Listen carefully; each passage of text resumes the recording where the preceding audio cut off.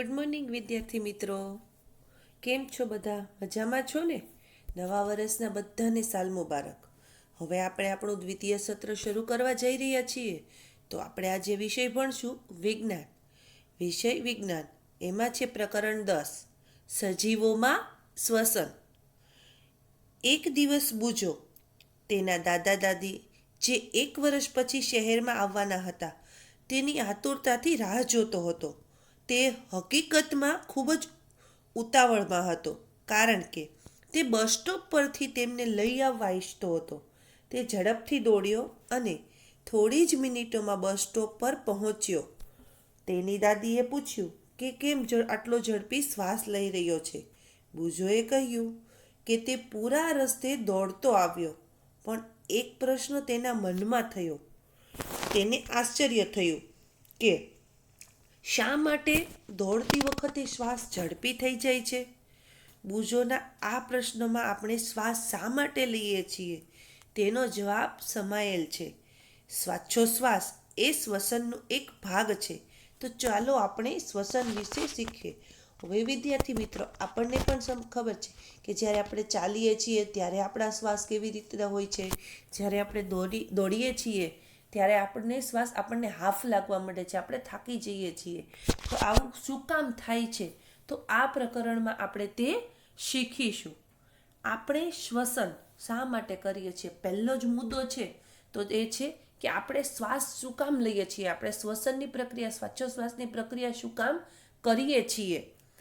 પ્રકરણ 2માં તમે શીખી ગયા કે દરેક સજીવ છે તે નાના નાના સૂક્ષ્મદર્શી એકમો, જેને કોષ કહીએ છીએ, તેનો બનેલો છે. કોષ એ સજીવનો રચનાત્મક અને ક્રિયાત્મક એકમ છે. હવે આપણે પ્રકરણ 2માં એ તો શીખ્યા કે સજીવ છે એ નાના નાના સૂક્ષ્મ જીવોનો બનેલો છે કે જેને આપણે કોષો કહીએ છીએ. હવે એ કોષ જે છે એ સજીવો રચનાત્મક અને ક્રિયાત્મક એકમ છે. સજીવનો દરેક કોષ ચોક્કસ પ્રકારના કાર્ય કરે છે. હવે આપણું જે શરીર છે, સજીવ છે, જે જીવ છે, તેનો જે કોષો છે એ દરેક પ્રકારનું એક ચોક્કસ કાર્ય કરે છે. જેમ કે આપણે જોયું હતું કે આંતરડા છે, જઠર છે, તેનું કામ શું છે. એ જ રીતે એના જે અલગ અલગ સજીવોના કોષો છે તે જુદું જુદું કાર્ય કરે છે. જેમ કે પોષણ, પરિવહન, ઉત્સર્જન અને પ્રજનન. આ બધા કાર્યો કરવા માટે કોષને શક્તિની જરૂર પડે છે. હવે જેમ કે પોષણ છે, આપણે શરીરમાં પોષણ મેળવી છે, શક્તિ જોઈએ છીએ, અને એને પરિવહન કરવાનું છે, ઉત્સર્જન કરવાનું છે, પ્રજનન. તો આ બધા માટે તેને શક્તિની જરૂર પડે છે.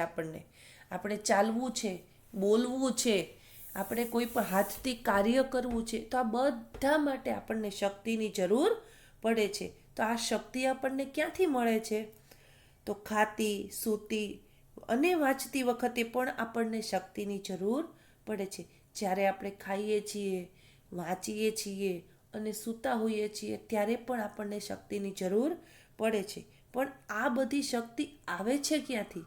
આપણે જોયું હતું કે ખોરાક લઈએ છીએ, ખોરાકમાંથી આપણને પોષણ મળે છે, પણ એ પોષણ પૂરેપૂરા શરીરના ભાગમાં કેવી રીતે પહોંચે છે? શું તમે કહી શકો છો કે તમારા માતા પિતા શા માટે તમને ખોરાક નિયમિતપણે લેવાનું કહે છે?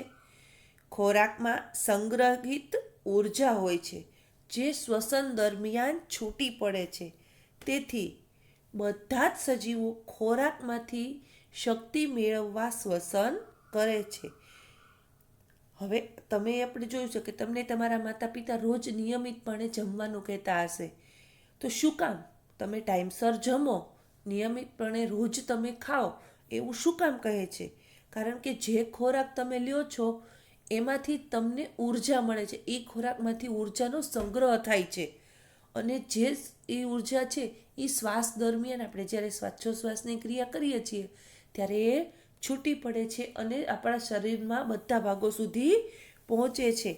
એટલા માટે આપણે ખોરાકમાંથી શક્તિ મેળવવા માટે શ્વસન કરીએ છીએ. હવે શ્વાસોશ્વાસ દરમિયાન આપણે હવા લઈએ છીએ. આપણને ખબર છે, આપણે શ્વાસોશ્વાસ એટલે શ્વાસ અંદર લેવો અને શ્વાસને બહાર કાઢવો. આમાં આપણે હવા લઈએ છીએ. તો આપણને ખબર છે કે વાતાવરણમાં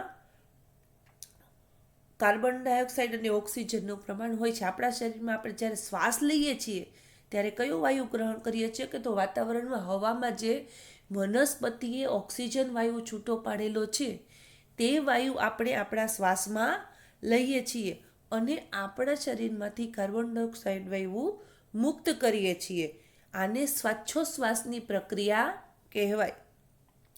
તમે જાણો છો કે હવામાં ઓક્સિજન હોય છે.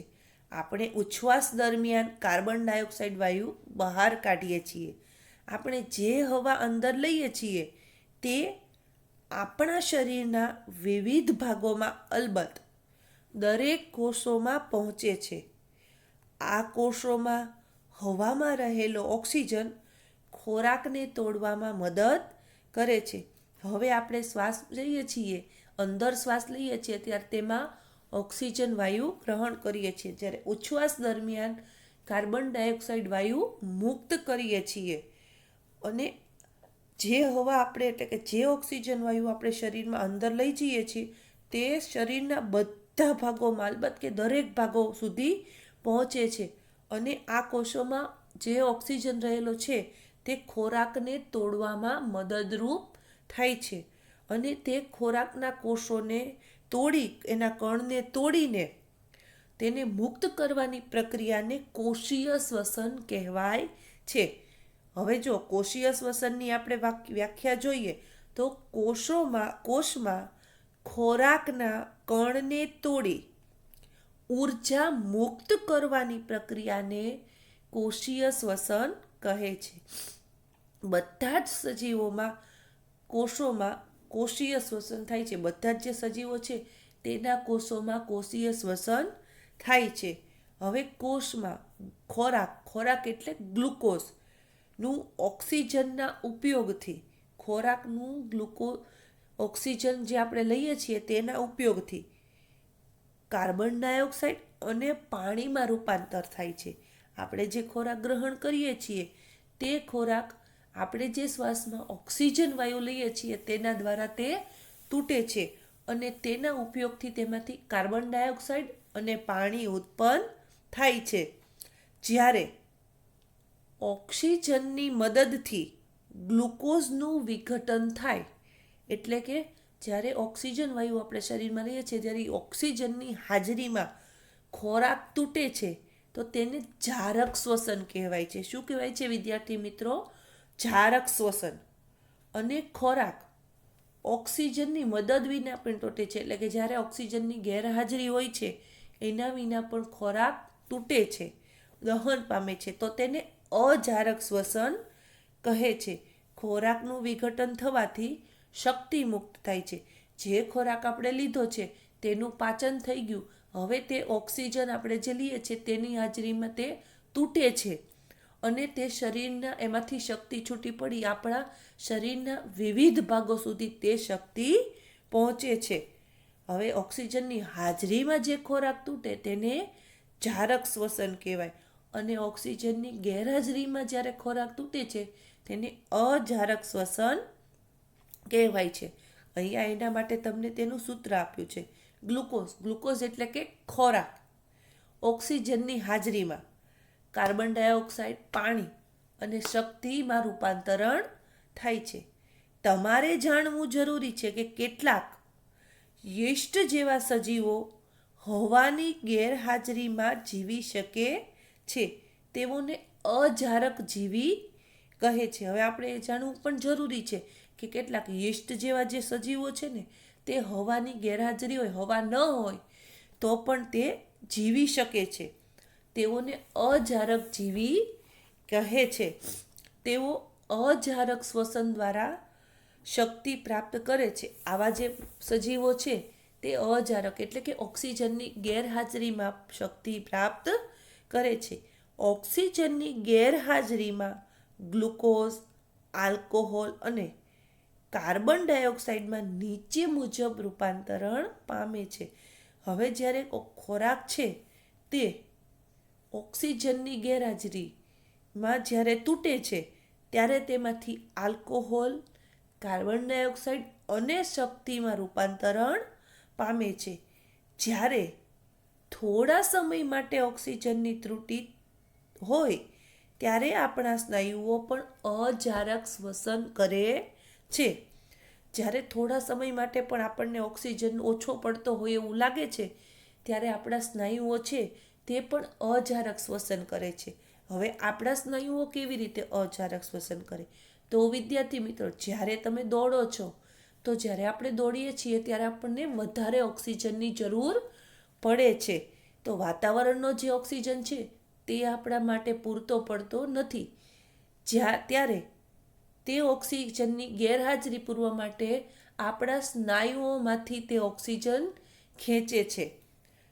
આકરી કસરત દરમિયાન દોડવું, સાયકલિંગ કરવું, કલાકો સુધી ચાલવું અથવા ભારે વજન ઉચકવું, આ બધી ક્રિયામાં વધુ શક્તિની જરૂર પડે છે. પરંતુ આ શક્તિ ઉત્પન્ન કરવા માટે ઓક્સિજનનો પુરવઠો મર્યાદિત જ હોય છે. આપણને જે હવામાંથી ઓક્સિજન મળે છે તે આપણને મર્યાદિત મળે છે. તો જ્યારે આપણે કોઈ પણ આવી વસ્તુ કસરત કરીએ છીએ, દોડીએ છીએ, સાયકલિંગ કરીએ છીએ, ભારે વસ્તુ ઉચકીએ છીએ ત્યારે આપણને વધારે ઓક્સિજનની જરૂર પડે છે. તો આ ઓક્સિજન છે તે ગ્લુકોઝ ખોરાક છે એ સ્નાયુઓમાં જ્યારે શક્તિ રૂપે પડ્યો હોય એમાંથી તે ઓક્સિજન પામે છે અને તેમાંથી લેક્ટિક એસિડ અને શક્તિ ઉત્પન્ન કરે છે, જેના દ્વારા તમે ઓક્સિજન તમારો મેળવી શકો છો. આ સમયે શક્તિની જરૂરિયાતને પૂરી કરવા માટે સ્નાયુ કોષોમાં અજારક શ્વસન થાય છે. હવે સ્નાયુઓમાં ગ્લુકોઝ શક્તિ જે છૂટી પડે છે ઓક્સિજનની ગેરહાજરીમાં લેક્ટિક એસિડ અને શક્તિ ઉત્પન્ન કરે છે. તમે ક્યારેય વિચાર્યું છે કે ભારે કસરત દરમિયાન સ્નાયુઓ કેમ ખેંચાય છે? હવે આપણે એમ વિચાર્યું છે કે જ્યારે આપણે ખૂબ કસરત કરતા હોઈએ કે ખૂબ ચાલીએ ત્યારે આપણા પગના અને હાથના સ્નાયુઓ ખેંચાય છે. તો આવું શું કામ થાય છે? જ્યારે સ્નાયુઓ અજારક શ્વસન કરે છે. અજારક શ્વસન એટલે ઓક્સિજન જ્યારે આપણા શરીરમાં ઓછો પડે છે ત્યારે તે સ્નાયુઓમાંથી શક્તિ મેળવવાનો પ્રયત્ન કરે છે, ત્યારે આપણા સ્નાયુઓ ખેંચાય છે. અજારક શ્વસન કરે ત્યારે સ્નાયુ ખેંચાણ પામે છે. ગ્લુકોઝનું અપૂર્ણ દહન થવાથી, ગ્લુકોઝનું અપૂર્ણ એટલે કે પૂર્ણ તે તૂટતો નથી ખોરાક, તેના કારણે તેમાંથી લેક્ટિક એસિડ ઉત્પન્ન થાય છે. આ લેક્ટિક એસિડ એકઠો થવાને કારણે, આ જે એક લેક્ટિક એસિડ છે તે એક જગ્યાએ ભેગો થવાના કારણે આપણા સ્નાયુઓ ખેંચાય છે. આપણે જ્યારે ગરમ પાણીથી સ્નાન કરીએ અથવા માલિશ કરીએ છીએ ત્યારે આપણને તે ખેંચાણથી છુટકારો મળે છે. શું તમે અનુમાન બાંધી શકો છો કે આવું શા માટે? ગરમ પાણીનું સ્નાન અને માલિશ રુધિરના વહનને ઝડપી કરે છે. પરિણામે સ્નાયુઓને મળતા ઓક્સિજનનું પ્રમાણ વધે છે. વધતો જતો ઓક્સિજનનો જથ્થો લેક્ટિક એસિડનું સંપૂર્ણપણે કાર્બન ડાયોક્સાઇડ અને પાણીમાં રૂપાંતરણ પામે છે. તો વિદ્યાર્થી મિત્રો, આજ માટે આટલું જ. હવે આમાંથી જેટલા MCQ મળે એટલા ગોતીને લખવાના છે.